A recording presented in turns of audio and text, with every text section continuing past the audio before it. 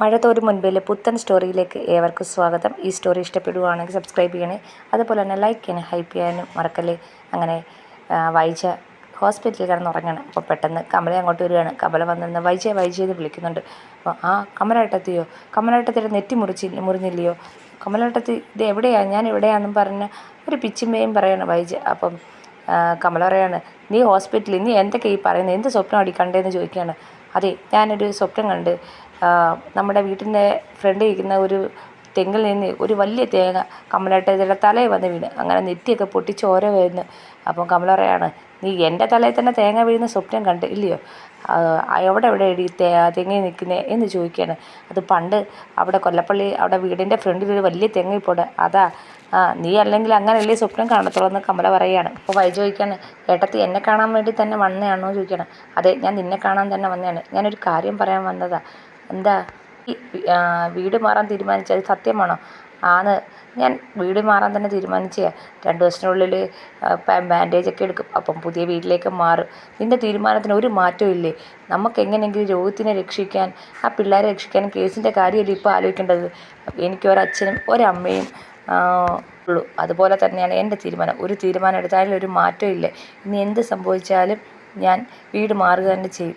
അപ്പം കമല പറയാണ്, രോഹിത് നിരപരാധിയാണെന്നാണ് പറയുന്നത്. അപ്പം അന്നേരം വൈജ പറയുന്നുണ്ട്, അത് ചിലപ്പോൾ ശരിയായിരിക്കും. അലീനയെ പറഞ്ഞുകൊണ്ട് നടക്കുന്നതെന്നും കമല പറയുന്നുണ്ട്. ഇന്ന് രാവിലെ ബാലേന്ദ്രനുമായിട്ട് എറണാകുളത്തേക്ക് പോയേക്കുക. എറണാകുളത്തോ?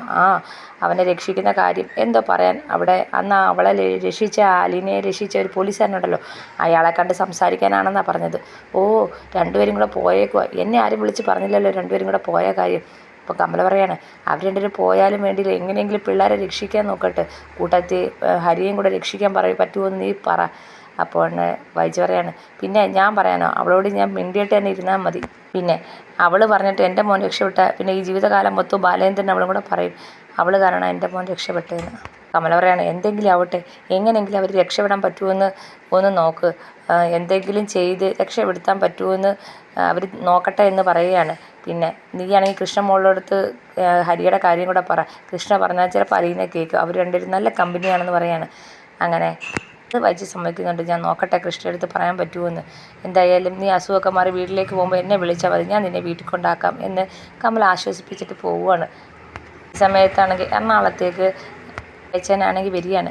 അപ്പം കുരിയച്ചനെ കാത്ത് ഗ്രേസ് അമ്മയും മാമച്ചാനും നിൽക്കുകയാണ്. അങ്ങനെ എല്ലാവരും കൂടെ അകത്തേക്ക് വന്ന് ബാലേന്ദ്രനെ പരിചയപ്പെടുത്തുകയാണ്. ബിസിനസ്സുകാരനാണ് എന്നൊക്കെ പറഞ്ഞ് പരിചയപ്പെടുത്തുന്നുണ്ട്. അപ്പം കാര്യങ്ങളൊക്കെ ചോദിച്ച് മനസ്സിലാക്കുന്നുണ്ട്. കേസിൻ്റെ കാര്യങ്ങളൊക്കെ എനിക്ക് മനസ്സിലായി. പിന്നെ അങ്ങോട്ട് വരണ്ടെന്ന് പറഞ്ഞത് അനിയനും കുടുംബമൊക്കെ ജർമ്മനിയിൽ നിന്ന് വന്നിട്ടുണ്ട്.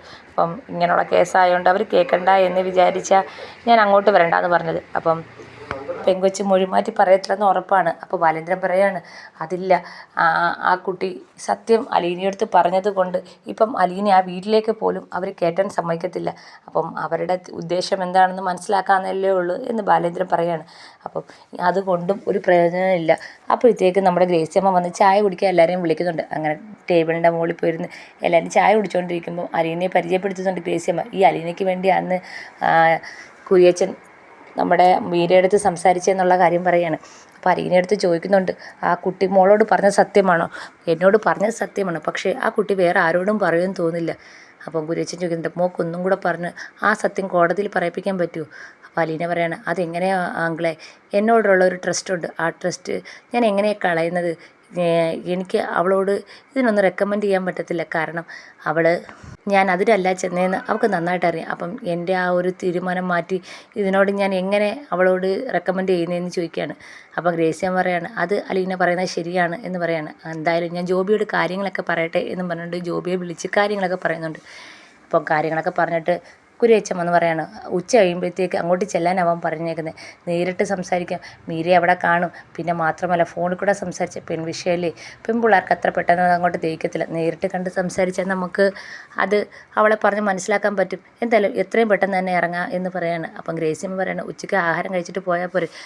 വേണ്ട, കുറവെല്ലാങ്ങാട്ടി ചെന്നിട്ട് അവിടെ നല്ല പോത്തിറച്ചിയൊക്കെ കഴിച്ച് ആഹാരം കഴിച്ചിട്ട് പോകാം. പിന്നെ അത് കിട്ടത്തില്ല. അവിടുന്ന് നേരെ ജോബിയെ കാണാൻ പോവാം എന്ന് കുര്യച്ചൻ പറയാണ്. അങ്ങനെ അവരെല്ലാവരും ഇറങ്ങാൻ നേരത്തെ ഗ്രേസിയമ്മ കുര്യച്ചനടുത്ത് പറയുന്നുണ്ട്, അലീന പറഞ്ഞുകൊണ്ടാണ് ഞാൻ കുര്യച്ചനെ ബുദ്ധിമുട്ടിച്ചത്, എന്തെങ്കിലും ചെയ്യാൻ പറ്റുമെങ്കിൽ ചെയ്തു കൊടുക്കണേ എന്ന് പറയുകയാണ്. എനിക്കറിയാലോ നീ അല്ലെങ്കിൽ എന്നെ ബുദ്ധിമുട്ടിക്കത്തില്ലെന്ന്. അങ്ങനെ എല്ലാവരും കൂടെ നേരെ പോവുകയാണ് ജോബിയുടെ വീട്ടിലേക്ക്. ഈ സമയത്ത് ഹോസ്പിറ്റലിൽ നമ്മുടെ വൈജയെ കാണാൻ ബബിത എത്തിയേക്കുവാണ്. ബബിതയെ കാണുമ്പോൾ ഭയങ്കര ദേഷ്യത്തിരിക്കുന്നത്. അമ്മ ഞാൻ ബബിതയല്ല കുബിതയെന്നും പറഞ്ഞുകൊണ്ട് വൈജ ദേഷ്യപ്പെടുകയാണ്.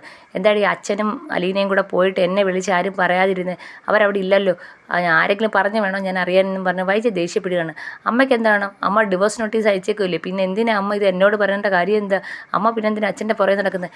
ഇപ്പോഴും എൻ്റെ ഭർത്താവ് പേപ്പറിലെ എൻ്റെ ഭർത്താവ് തന്നെ ആ മനുഷ്യൻ. പേപ്പറിൽ ഭർത്താവായാൽ മതിയല്ലേ, പിന്നെ അമ്മ എന്തിനാ അച്ഛൻ്റെ പുറകെ നടക്കുന്നത്? അവരെന്തെങ്കിലും ചെയ്യട്ടെ, അവളും കൂടെ പോയിട്ടുണ്ടല്ലേ. അത് നമ്മുടെ രോഹിയേട്ടന് വേണ്ടി എന്തെങ്കിലും ചെയ്യാൻ പറ്റുമോ നോക്കാൻ പോയേക്കുക. അത് ചുമ്മാതെ ആൾക്കാരെ പറ്റിക്കാൻ വേണ്ടി രണ്ടുപേരും കൂടെ പോയേക്കുവാണെന്ന് പറയുകയാണ്. പണ്ട് റിസോർട്ടിൽ അവൾ വീട്ടിൽ നിന്ന് ഇറങ്ങിപ്പോയപ്പം പോയി റിസോർട്ടിൽ നിന്ന് വിളിച്ചുകൊണ്ട് പോയി റിസോർട്ടിൽ താമസിച്ചവരാ, ഇന്നും അവിടെ താമസമാക്കുമോ എന്നൊക്കെ ചോദിക്കുകയാണ് വൈജ. അപ്പം ബബിത പറയാണ്, അമ്മ എന്തിനാ ഈ എന്തെങ്കിലും പറയുമ്പോൾ പഴയ പാണ്ടക്കെട്ട് മൊത്തം ഇളക്കുന്നത്? ഒന്നും ചെയ്യാതിരിക്കുന്നതിനൊക്കെ ഭേദം രോഹിയേട്ടന് വേണ്ടി എന്തെങ്കിലും ചെയ്യുന്നില്ലേ. എങ്ങനെയെങ്കിലും രോഹിയേട്ടൻ രക്ഷപ്പെടുന്നെങ്കിൽ രക്ഷപ്പെടട്ടെ.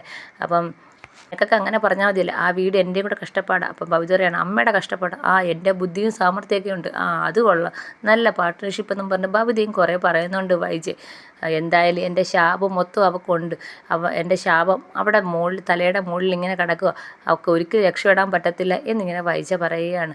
അപ്പം ബബിതയാണെങ്കിൽ ദേഷ്യപ്പെടുന്നുണ്ട്. അമ്മയൊന്നും മിണ്ടായിരിക്കുക, എങ്ങനെയെങ്കിലും രോഹിയേട്ടനെ രക്ഷിക്കാൻ പറ്റുമെന്നെങ്കിൽ രക്ഷിക്കട്ടെ, ഒന്നും ചെയ്തതിനൊക്കെ എന്തെങ്കിലും ചെയ്ത് ചേട്ടൻ രക്ഷപ്പെടട്ടെ എന്ന് ബബിതയും പറയുന്നുണ്ട്.